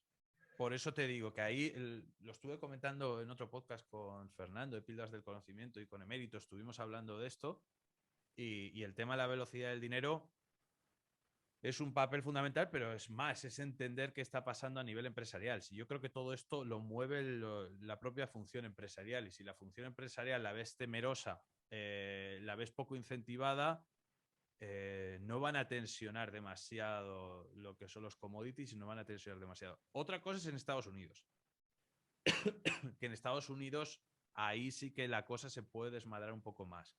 Pero en Europa todavía no le veo. La gente está muy timorata, en Europa. La gente está muy amarrategui en todo. Y lo único que a lo mejor ven que puede ser un desembolso para medio y largo plazo es su propia vivienda, que es lo que se está. Veremos a ver los siguientes años. Si los siguientes años la gente se empieza a animar en inversión empresarial, en inversión personal, habrá un descalce de plazos y ahí es donde pueden haber unas tensiones inflacionarias con toda la oferta monetaria que ha habido. pero por ahora está bastante compensado lo que es la oferta con la demanda. Por eso no estamos viendo grandes hiperinflaciones en Europa. Y eso es lo que la gente tiene que analizar un poco más a fondo. Y en Estados Unidos sí que a lo mejor puede haber ciertas tensiones, pero bueno, la Fed está tranquila, la Fed sigue imprimiendo Sí, sin parar, ¿vale? O sea, veremos. sí, ya veremos qué pasa con eso. Bueno, ya has comentado un poco esto que te voy a comentar, que te voy a contar ahora, pero fuera de lo que es tu visión de inversión racional, ¿tú eres más de Bitcoin o de oro para cumplir esa función de almacén de valor? De ninguno de los dos. Para almacenar valor, prefieres bolsa, entonces. Sí, yo sí. Pero por el simple hecho de que si tú inviertes, a ver, si tú inviertes en empresas que necesitan poco capital fijo, que necesitan, que son muy productivas a nivel ventas empleado, que tienen, como hemos dicho antes, pricing power, que son marcas reconocidas y que tienen una producción anual que no desfallece y que incluso se vuelve antifrágil en las crisis, las valoraciones te pueden caer en cualquier crisis, pero la protección que tienes con esas empresas frente a empresas a lo mejor más intensivas en capital, que dependen más de commodities, que dependen... Una empresa de software, líder, eh, que haya una inflación alta de salarios o que haya una inflación alta de commodities, ¿en qué le afecta a una empresa de software? Sinceramente. O sea, vas a seguir consumiendo sus mismos productos, etcétera. Y esa alternativa la gente no la tiene en cuenta. Es decir, yo por lo que veo, en los años 70, Warren Buffett no invirtió en oro. Él tenía inversiones en empresas con gran pricing power, etcétera. ¿Qué pasa? Que si tienes que invertir en uno o en otro por el tema de la escasez, pues ¿por qué te vas a pelear con uno y con otro? Invierte en los dos. O sea, a ver, si quieres dedicarle solo un 20% para volverte más defensivo, ¿vale? O un 30% de tu cartera para ser más defensivo, por si viene hiperinflación. Oye, pues 15-15. No hay ningún problema. El oro, por el tema de los futuros, a lo mejor su precio está bastante más manipulado, pero también el Bitcoin tendrá su parte de que hay grandes manos fuertes que no se conoce quiénes son, que manejan el propio mercado. Por lo tanto, eh, ahí es donde tú tienes que ver. Yo lo que me gusta es que cada inversión que haga esté segura. A mí lo que más me preocupa es eso, de que tengas esa seguridad en lo que estás replicando, ¿no? Eh, y yo a nivel personal actualmente no invierto ni en oro ni en Bitcoin por mi perfil de edad, como ya te he dicho, pero entiendo perfectamente que haya gente que descorrelacione lo que es su cartera con ese tipo de activos. Yo no elegiría ninguno de los dos. Yo creo que los dos son buenos valores refugios con el tema de la inflación. Lo que pasa es que también hay que ver que el oro es un mercado mucho más maduro y más asentado que Bitcoin. Bitcoin todavía hay mucha gente invirtiendo en él que no tienen la idea como protección de valor, sino que la tienen como pura especulación. Y cuando los mercados caen, la bolsa cae, Bitcoin normalmente cae también. Es Sí, decir, el perfil de la gente que está invirtiendo en Bitcoin no es el perfil de la gente que está invirtiendo en oro, eso te lo digo ya. Es decir, el perfil de la gente que está invirtiendo en Bitcoin es puramente especulativo muchas veces y habrá una limpieza de esa gente. Porque si los mercados caen en una inflación grande, esa gente va a salir por patas de Bitcoin, eso te lo claro. Eh, por eso os digo de que esto del tema del largo plazo y protegerse la inflación, me recuerda un poco también a los inversores de value investing que dicen, no, yo soy un inversor a largo plazo, buy and hold profundo, voy a comprar y mantener toda la vida y cuando vienen maldadas el siguiente año están vendiendo el 70%. Pues lo mismo pasa con Bitcoin. La gente para protegerse de la inflación, no, yo no voy a vender un buy and hold profundo para siempre, tal. Y luego es lo que pasa. Pero bueno. curiosamente, yo también por mi, bueno, yo estoy en el mismo rango de edad que tú. Y claro, yo pienso, claro, algo como Bitcoin para mí está bien, porque como no tengo que prepararme para la pensión mañana. Tengo un, digamos, un horizonte de inversión de 20, 30 años Así y en es. ese tiempo, si Bitcoin se convierte en digamos, un dinero o simplemente pasa a ser almacén de valor, porque ahora mismo digamos que es potencialmente algo así, pues oye, yo estaré bien. Entonces, yo lo veo así por la edad también, que si tuviese 60 años diría, es muy arriesgado. No sé. No, sí, sí, no, no. Y llevas y estás haciendo una planificación correcta porque también es una apuesta simétrica. Es decir, ¿qué vas a perder? Vale, la cuestión es si ya tienes el 100% de tu cartera, pero si tienes un porcentaje de la cartera ahí, pero que tengas ese objetivo, es decir, de que no olvidemos de que te puedes tirar 2, 3 años, como ha pasado anteriormente, eh, aguantando, Sí, en aguantando en pérdidas. trincheras o peor aún, ya no te estoy diciendo el tema Bitcoin, que Bitcoin es lo que más regula el drawdown, sino otro tipo de monedas alternativas que la gente está comprando y que te cae un 90% fácilmente y tienes que aguantar ahí con un 90% de caída. Es decir, es que claro, es que hay que hacer una planificación correcta de lo que quieres. Y si quieres solo invertir en Bitcoin a largo plazo, hay que saber en esa perspectiva por qué lo estás haciendo y si es planificación, ya está. Mientras la gente no recurra a esos mercados solo y exclusivamente para especular a corto plazo, que es lo que hace todo el mundo, porque yo te lo digo sinceramente, a mí, yo me dedico al tema de la bolsa desde hace ya muchos años. Y a mí, mis amigos nunca más alejados, casi nunca me han preguntado por los mercados financieros, o nunca. Sin embargo, Bitcoin es todos los días. Es como una cosa que llama mucho la atención, porque salen las noticias, porque es dinero rápido y a mí, como te he dicho, inversión racional. A mí no me gusta meterme en un mercado por pura especulación o moda. Y lo peor es que la gente está entrando porque es sencillo, como dices tú, es sencillo, abres Coinbase y te pones a invertir en Bitcoin con lo que sea, con 200, 300, 500, 1000 euros. Y hay mucha gente que su iniciación en el mundo de la inversión está siendo eso. Y no entienden que el Bitcoin, la tesis de verdad que defiende gente como tú o cualquier otra es a muy largo plazo.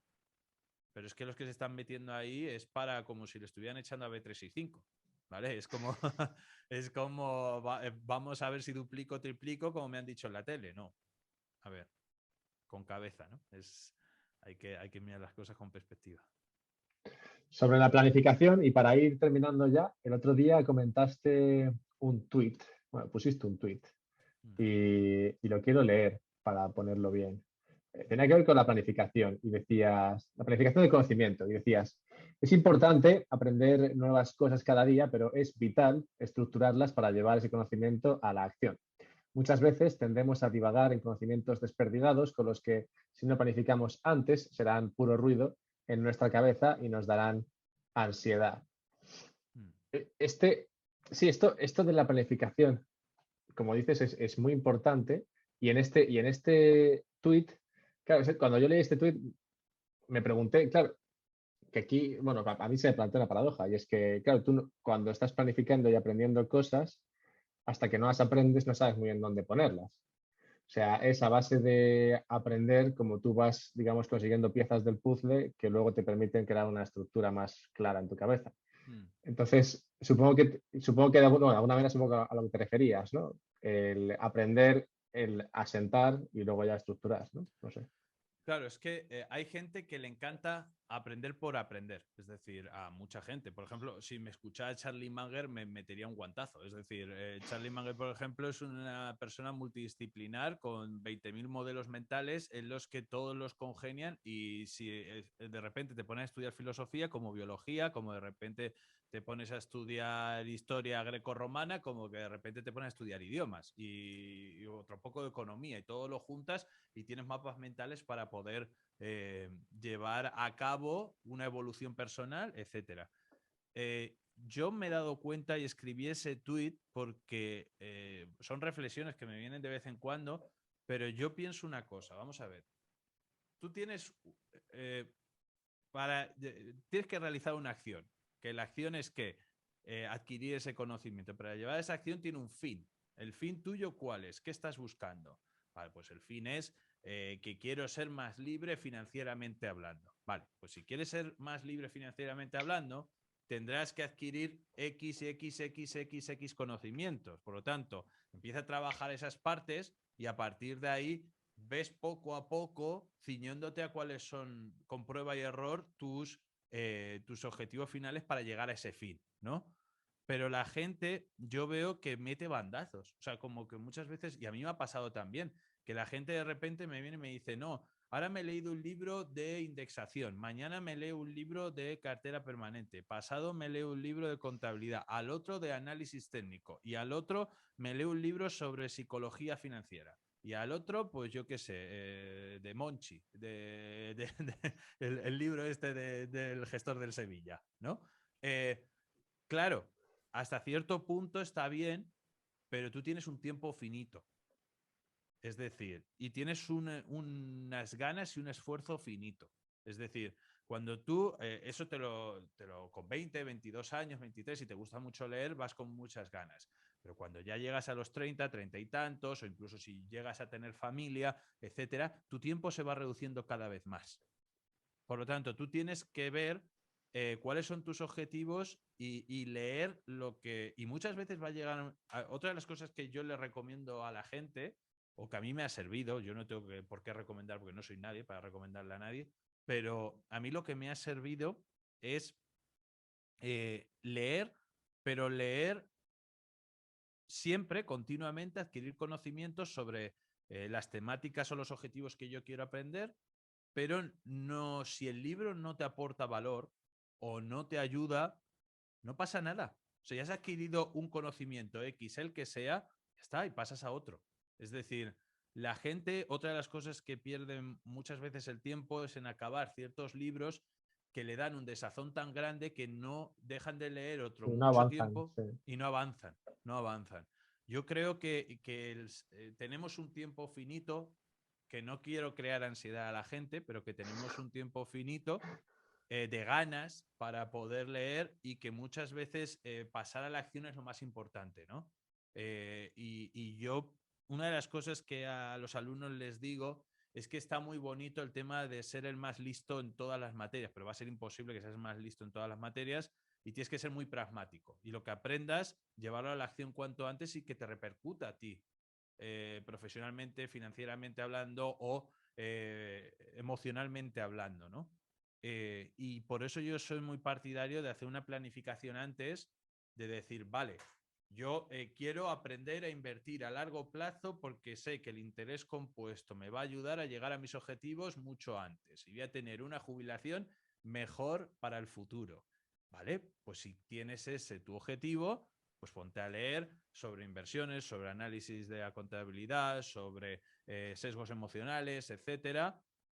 Y por eso yo muchas veces cuando yo hago la formación es porque yo he hecho un cribado de cientos de libros para ahorrarle el camino a la gente y llevarle de A a B lo más rápido posible. Pero hay gente que quiere hacer su propio camino y es completamente comprensible.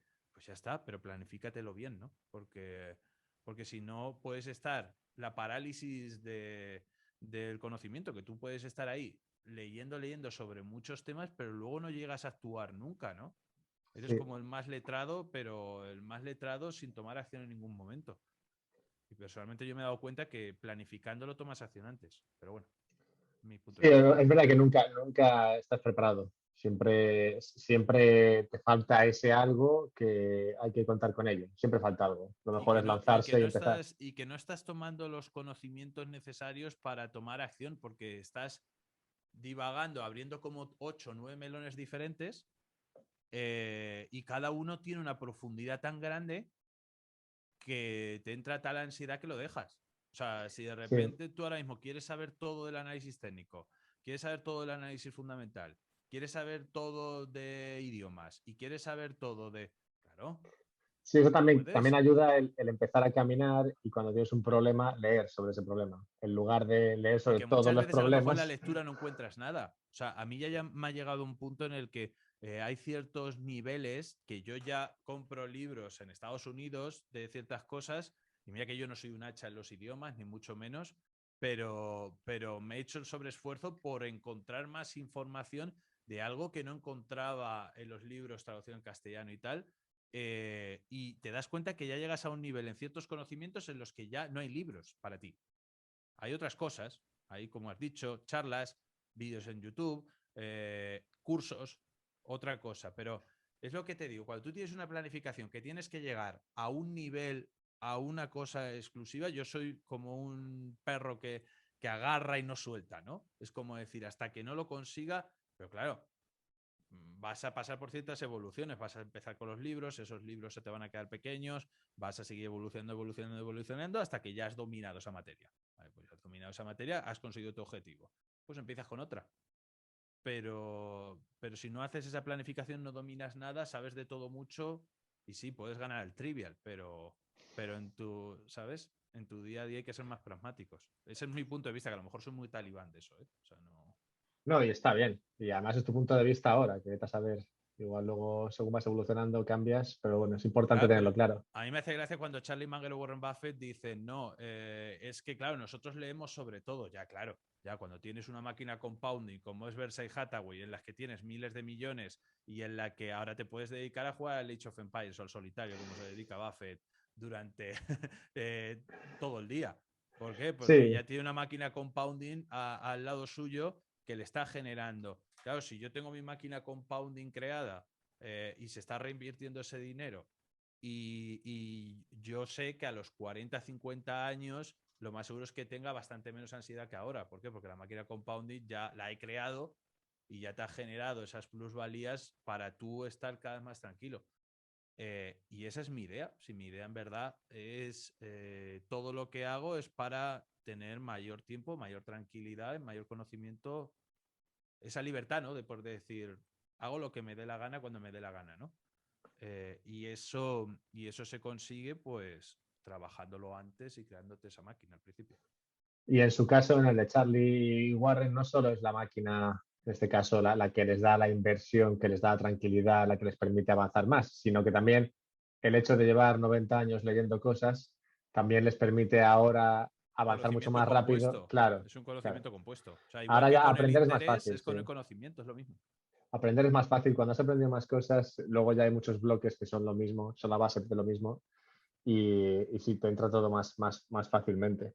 Sí, Otro que sí, sí. también, otro que también me gusta mucho en este sentido, que también he visto tú algún tweet, es Thomas Sowell, sobre el que estoy leyendo todo últimamente. Ah, sí. Y sí, sí. Bueno, no lo estoy leyendo, pero he encontrado que sus libros están todos en YouTube.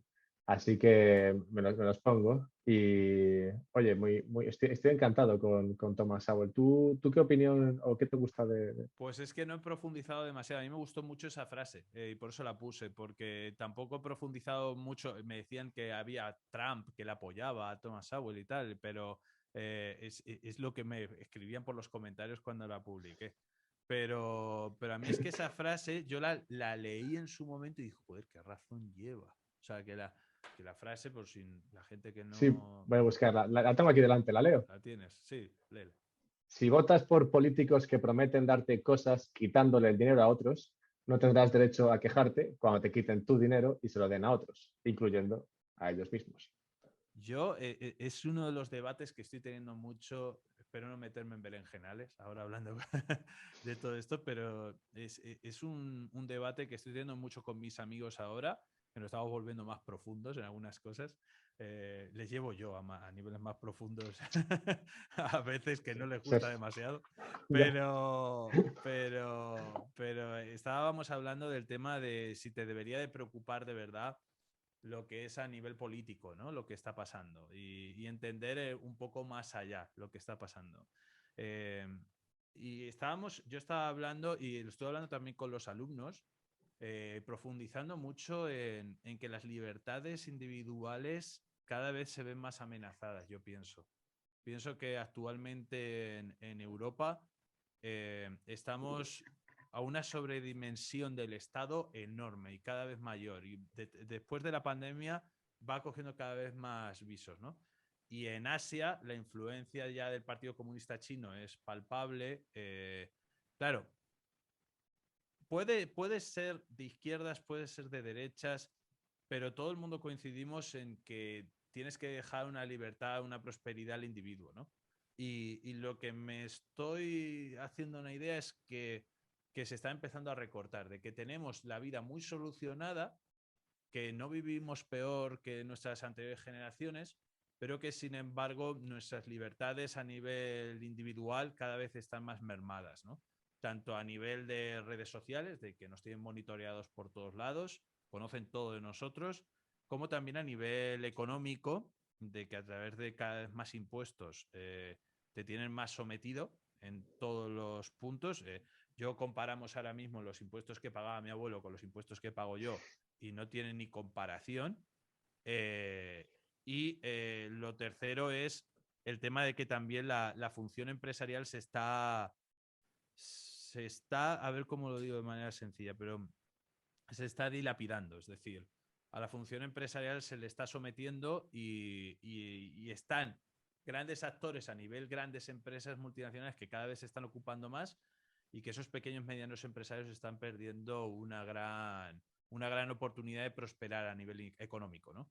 Y eso está haciendo de que haya una clase muy alta y una clase muy baja, y la clase media se esté esquilmando, ¿no? Y es por esa situación de dependencia del Estado, de no una buena prosperidad a nivel de función empresarial y esa reducción de las libertades personales, ¿no? Y por eso, cuando te empiezan a preocupar esas tres cosas, el tema político te das cuenta de que, como decía Charlie Munger, todo lo que tienes que conocer a la gente que quieres estudiar son sus incentivos, ¿no? Y los incentivos a nivel político, esa frase lo resume bastante bien, ¿no? Si te están diciendo a nivel político que le van a robar a otros para dártelo a ti, pues que blanco y en botellas. Y es como si tú dices, vale, yo me lío con un chico, con una chica que le está poniendo los cuernos a su pareja actual. Pues lo más seguro es que a ti te los ponga tarde o temprano, ¿no? Es decir, muchas veces tienes que saber los incentivos de la otra persona y la forma que tienen de comportarse. Y ahí esa frase me resumió muy bien, ¿no? Lo que pasa actualmente. Sí, a nivel estatal no estaría mal un poquito menos de planificación y a nivel individual un poquito más. No, es más que nada es esa libertad personal, de ese incentivo a prosperar, ¿no? Eso yo creo que es lo que he hecho mucho de menos. A lo mejor porque yo soy una persona ya muy, como ya te he dicho, muy talibán en eso de la superación personal y tal, pero echo de menos el incentivo de la gente de preguntarse, eh, dentro de 10, 20 años vista, voy a prosperar mucho más, ¿no? Es la complacencia, es como que el sistema te está diciendo, no lo intentes, si lo intentas vas a tener unos impuestos infernales, si lo intentas, o esa que también sale muchas veces en los medios, el tema de que a todos los ricos se han hecho ricos porque han robado, porque han hecho... Eh, no sé, a mí eso me mata por un lado, porque todas las personas tenemos un incentivo personal en la vida.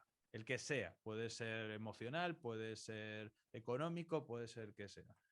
Y que te corten de raíz eso y que te intenten controlar en una masa, a mí ya solo con que me quieran llevar por el mismo redil que a los demás y que te tomen el pelo, por ejemplo, con este sistema de pensiones público, que es una tomadura de pelo completa y con un montón de aspectos, pues la verdad es que da rabia, pero bueno, habrá Sí, que seguir con la por eso, batalla. por eso decía un poquito menos de planificación a nivel estatal, porque es un poco que el Estado cada vez se arroga más responsabilidades, se arroga más derechos sobre la ciudadanía para aportar una serie de cosas que, bueno, igual los ciudadanos han pedido en cierta medida o que creen que es bueno Pero es, aportarles. Y todo eso, claro, toda esa responsabilidad que toma el Estado, al final es quitar la responsabilidad al individuo. mira, un ejemplo que estaba hablando con uno de los alumnos, estábamos hablando del tema de la transmisión de la riqueza familiar, ¿no? Estábamos hablando de que la gente joven, los hijos, por ejemplo, si tú eres un padre o una madre preocupada por tus hijos, pues si sabes financieramente cómo gestionar el dinero, pues lo que haces es que pues le haces, muchos padres lo que hacen es hacerle una cuenta a nombre del hijo y que luego haga interés compuesto y que a los 18 años pues pueda liberarla o tal. Yo pienso que yo soy del aspecto completamente contrario. Es decir, tú hazle la cuenta al hijo, pero que el hijo no sepa que la tienes. Es decir, y esa cuenta que no esté a su nombre, esté al tuyo. ¿Por qué? Porque tú lo que le tienes que enseñar a tu hijo es a ganarse la vida por él mismo, Claro, a que se prospere por él mismo y que se dé de bruces con ciertas cosas que intente y que se haga como persona a sí mismo. Y después, a lo mejor ni necesitas de ese fondo. Y ese fondo solo lo tienes para alguna emergencia que puede pasar a nivel personal, físico, en la familia, alguna desgracia que ocurra. Si luego se casa, pues le das ese regalo que no se esperaba, etcétera. Pero lo mismo pasa con el Estado. Es decir, si tú le dices a todos, el Estado y tiene sus hijos, ¿no? Que somos todos los ciudadanos, y le dices a todo el mundo que va a estar siempre el Estado ahí protegiéndote de todo, estás cortando las alas a la mayoría de los ciudadanos para que prosperen a nivel personal y tienes como a una ciudadanía muchas veces sometida, ¿no? Y yo creo que es un símil bastante interesante con tus hijos y también es un símil bastante interesante con esto. Eso no significa que no seas una persona davidosa y que no seas una persona generosa, pero estás siendo generoso con su autoestima personal y con su superación personal. Y le estás ayudando a ciertos mecanismos que a nosotros luego nos pasa cuando somos grandes, que le damos gracias a nuestros padres de ciertas cosas que nos hicieron, de trabajar en los veranos, de ciertos esfuerzos que si a lo mejor no tú lo hubieras hecho al principio cuando eras joven, para ti era un suplicio, pero luego cuando te haces mayor te das cuenta que te han servido, ¿no? Pues lo mismo creo que estamos yendo a un estado muy paternalista que, que no nos deja esa prosperidad individual, ¿no? Y que cuando destacas por encima de la media, te mete con un mazo otra vez y te intenta llevar a la media de múltiples vías, ¿no? Y esa es la cosa que más me preocupa en los últimos años, ¿no? Que vivimos mejor a nivel básico, pero que a nivel personal yo creo que hay ciertas... Por eso lo de esa frase y lo de muchas otras, ¿no? Es una reflexión. Pero bueno, espero no haberte aburrido. no, no, no, sí, a mí todo esto me encanta y creo que te va a gustar si lees algo, escuchas algo de Thomas Sowell, creo que te va a gustar. ¿Puedes, puedes para finalizar contarnos algo de Proyecto Pioneros? Mm. A ver, Proyecto Pioneros ya lo hemos comentado un poco es el buque insignia formativo de inversión racional. Proyecto Pioneros en verdad es una formación en la que llevamos desde cero hasta un nivel avanzado a cualquier persona que se lo proponga en la gestión de sus finanzas personales y del mundo de la inversión a largo plazo, pues a través de lo que hemos comentado durante toda la charla, inversión fundamental en empresas, tema de gestión tanto de fondos de inversión, fondos indexados, economía, macroeconomía, microeconomía, función empresarial, planificación, fiscalidad, otro tipo de herramientas que nosotros trabajamos para que cualquier persona desde cero que no tenga conocimientos previos invierta como un profesional y que sobre todo el objetivo es que todos sus miembros tengan una total independencia de la gestión de su patrimonio, que una vez que salgan ahí no tengan que depender de ningún banco, de ningún especialista de ningún tipo o de ninguna otra persona o tercero para gestionar su propio patrimonio. Y que eso, una vez lo aprendan, les dé la libertad también para tener su propia actuación, pero además para también enseñarle a su propia familia, hijos, pareja, etcétera, o padres, porque van a intentar, entre otras cosas, invirtiendo en sí mismos, en su formación, van a también conseguir que la gente de su alrededor pues no cometa ciertos errores que se suelen cometer. Y luego además de la propia comunidad que tenemos dentro, que nos juntamos todas las semanas y de que traemos pues a grandísimos expertos, gestores de fondos, etcétera, pues que trabajan con nosotros para que ese conocimiento compuesto siga creciendo, ¿no? Es como un ente vivo. Y me preguntabas antes de la charla si me dedicaba a otras cosas. Pues actualmente es que solo me dedico a esto porque ya somos más de 200 alumnos y la verdad es que es una locura la de perfiles que hay dentro y ya de por sí es mucho trabajo lo que hay dentro, muchas horas y, y merece la pena el trabajo cuando ves que cambia la vida de un montón de gente, ¿no? Que es un punto de inflexión para ellos y que les da más tranquilidad y que también eso acompaña los buenos resultados que está teniendo los mercados, pero bueno, la fuerza del grupo se demostrará cuando los mercados no vayan tan bien y cuando puedas sacarle el rendimiento por encima de la media, ¿no? Pero bueno, ese es el Creo, objetivo. creo que es un gran trabajo, es muy necesario. Mm. Y sí, como has dicho, requiere una ingente cantidad de trabajo Sí. el mostrar y el enseñar esto a la No, gente. pero Así que yo me acuesto muy tranquilo, ¿eh? La gran diferencia con cuando yo trabajaba de intermediario financiero, etcétera, es que ahora yo tengo total libertad, ¿no? Una de las cosas muy buenas de las nuevas tecnologías es de poder hacer las cosas de manera súper fácil con gente que vive en los 5 continentes, que es que la cuestión es que hay alumnos que viven desde Australia hasta Japón, hasta Chile, hasta Estados Unidos, México, o sea, o Arabia Saudí, o sea, por ponerte un ejemplo, o sea, que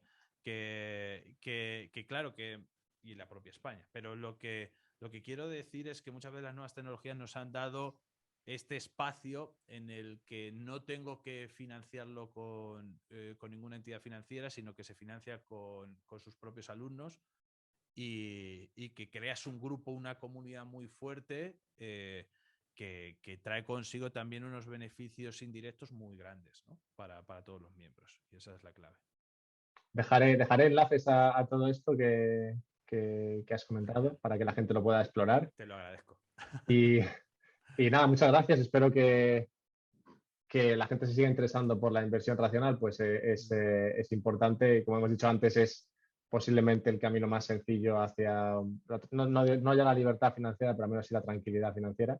Mm. Y, y nada, pues muchas gracias por estar aquí comentando todo esto y compartiendo tu experiencia.